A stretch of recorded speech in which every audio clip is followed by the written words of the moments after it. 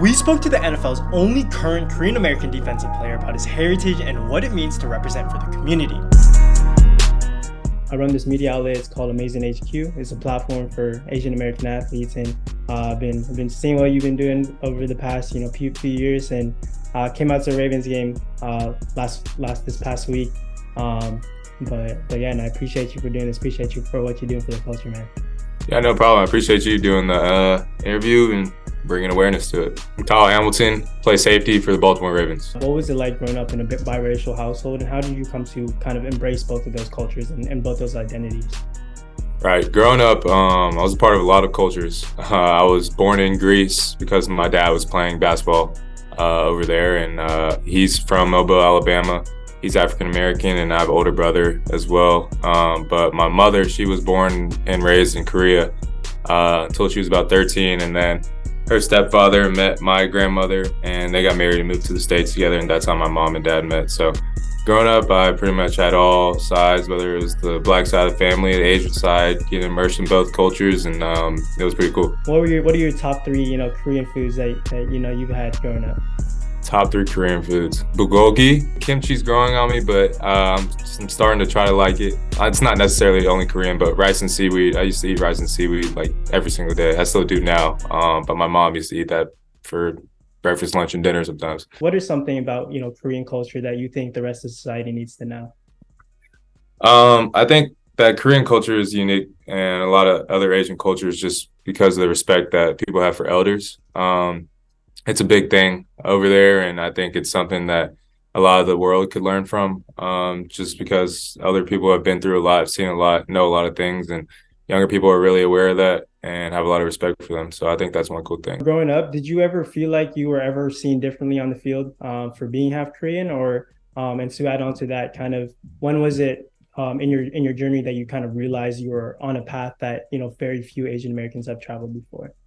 Yeah, I never really thought of it until I probably got to college, and I'm just kind of looking around. I'm like, there's no Asian people in this profession or sport, especially get to this level, and there's very few. So, I mean, it's kind of a cool thing to be a part of, kind of representing a group of people who may not exactly know who I am, but hopefully I get the word out, and I'm able to represent Asian and Korean culture well. And I think it's kind of a cool thing to be that unique. Mm-hmm. And at Notre Dame, you guys had something special with being, one of the most, you had some of the best Asian American talent, out there, from a head coaching position, but also, with Tyler Buckner, Jordan Botello. What kind of camaraderie did you guys kind of have, just knowing that, you guys were doing it at the highest level, and you guys were kind of part of this, very small group of individuals that made it to that level? Yeah, I mean, it's kind of cool. I say that the locker rooms were lacking a lot of Asian presence, but Notre Dame is probably one of the schools. There's a couple schools out west, but one of the schools that competes every year for a national championship that has a good amount of Asian people on the team. Our head coach is Black and Korean as well as me. Tyler Buckner, whose mom I think is Chinese, and then Jordan Botello's mom is Korean. It was cool. All of us kind of shared similar experiences and stuff. Jordan and I would always talk about Korean barbecue and our favorite dishes and stuff like that. And he's from Hawaii, so the Korean barbecue scene out there is really good. But it's cool to be at a place where it's not really even brought up that much because people are just so like-minded. Yeah. And, as you kind of progress through the levels, obviously, more and more people from the community are starting to realize what you're doing and realize kind of the impact that you can have on the community. Are there any kind of special interactions with fans or youth or DMs that you receive that kind of have stood out to you and realize made you step back for a second and be like, oh wow, this could be more impactful than I realized? Yeah, I still don't think it's really set in. I remember in college, after one of my first games, people were coming up to me asking me for autographs, and it was kind of weird. I didn't really see myself as somebody who's should be giving out autographs. I was still a kid at that point and just playing football.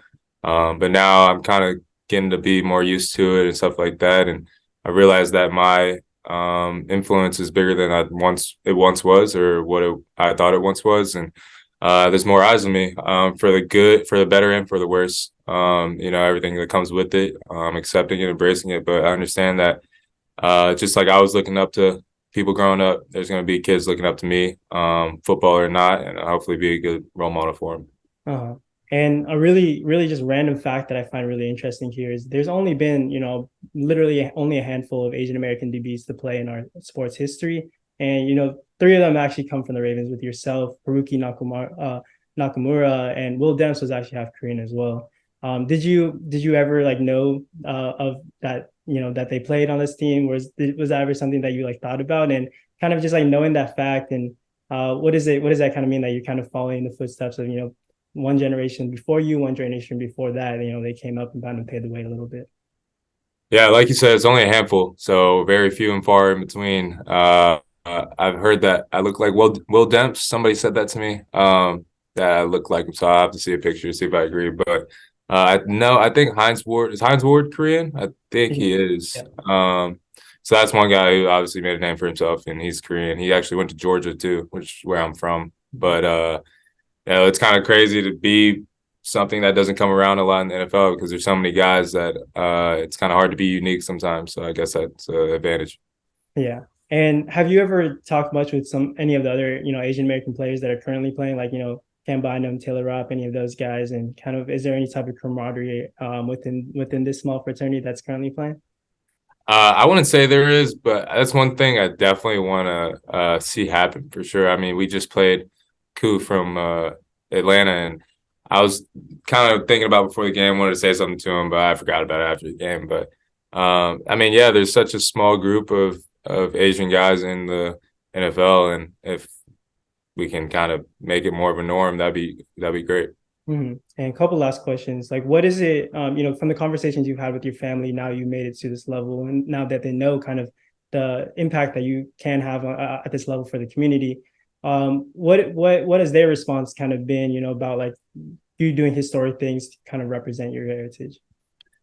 Yeah, I think we're all still kind of getting used to it. I feel like myself included, along with everybody, just see me as Kyle still. It's kind of funny, and when we're all together, it seems like nothing's changed. But at the same time, definitely on a bigger stage, bigger level, more people looking at me. So just taking it all in, getting used to it, and just understand that, like I said, my influence is reaching further than it ever has right now, and probably will continue to grow. And everybody around me knows that, and just supporting me along the way. Yeah. And the last question for you is, what is your message to, Asian American athletes out there? A lot of these days kind of often have a lot of, insecurities or doubts, just, being how they're viewed in society. What's your message for them, and what do you hope is the future for the community? Yeah, it's funny to say that because I was actually just watching a documentary on Jeremy Lin on HBO Max called like 38 in the Garden. I don't know if you've seen it or not, but it's kind of answers your question.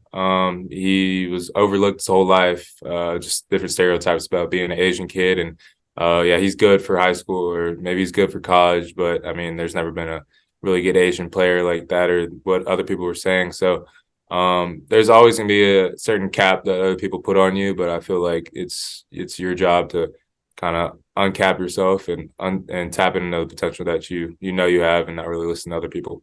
I appreciate the time, man, and hope to kind of do more things with you down the road. Sounds good. Appreciate you, man. Yeah, appreciate you, Kyle.